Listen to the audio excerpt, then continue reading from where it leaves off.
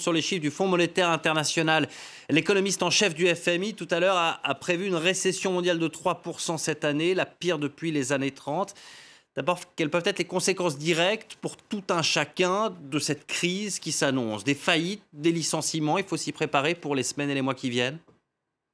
Oui, bien sûr. Et il est très difficile en fait de quantifier au jour d'aujourd'hui exactement l'impact que cela aura sur l'économie. Il y a bien sûr des conséquences économiques à court terme, en particulier sur des questions de consommation. Il y a certains secteurs qui s'en sortent mieux, comme la livraison, les IT du ordinateur et autres. Mais au niveau de ce qui peut être la consommation, tourisme, hôtel et restaurants, bien sûr, il y a un impact très très important sur le court terme. Un impact qui se résorbera sans doute dans quelques mois, mais on ne récupérera jamais le chiffre d'affaires perdu. Cependant, ce qui est important et ce qui est très très difficile à quantifier, c'est certainement un aspect beaucoup plus structurel sur l'économie. Alors, on est dans une situation de crise qui est très différente de celle de 2008. En 2008, c'était une crise systémique, c'est-à-dire les vraies bases du système financier, économique, capitalistique qui étaient remises en cause par la crise des subprimes.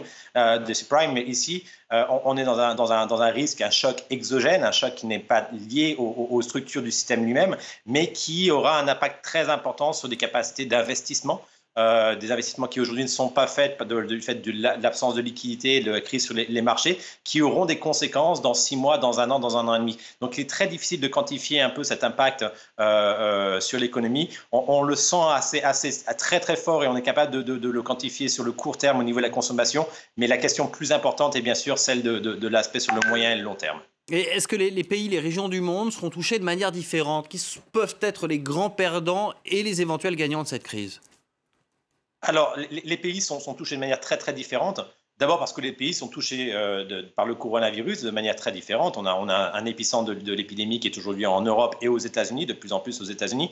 On a certains pays qui ne sont que très peu touchés, ou en tout cas de par les statistiques, on a très peu de cas dans des pays africains ou latino-américains. Alors c'est peut-être lié aussi au fait qu'il y a de l'absence de tests, il y a moins de structures hospitalières, mais d'un point de vue économique, on ne parle plus ici d'impact direct de la maladie elle-même, mais du fait que le blocage des frontières empêche les investissements étrangers, que la consommation locale est bien sûr impactée comme en Europe, parce qu'on a quand même des mesures de confinement. Et très, très important aussi sur certains pays, l'importance du transfert d'argent du part des différentes communautés et diasporas émigrées dans des pays industrialisés qui normalement représentent quelquefois dans certains pays d'Amérique centrale ou d'Afrique jusqu'à 25, 30, 40% du PIB. Et ce sont ces mêmes communautés qui en général renvoyaient de l'argent dans leur pays d'origine, qui sont serveurs, qui travaillent dans des agences, qui ont en général des emplois un peu moins qualifiés et qui aujourd'hui malheureusement sont soit en chômage partiel quand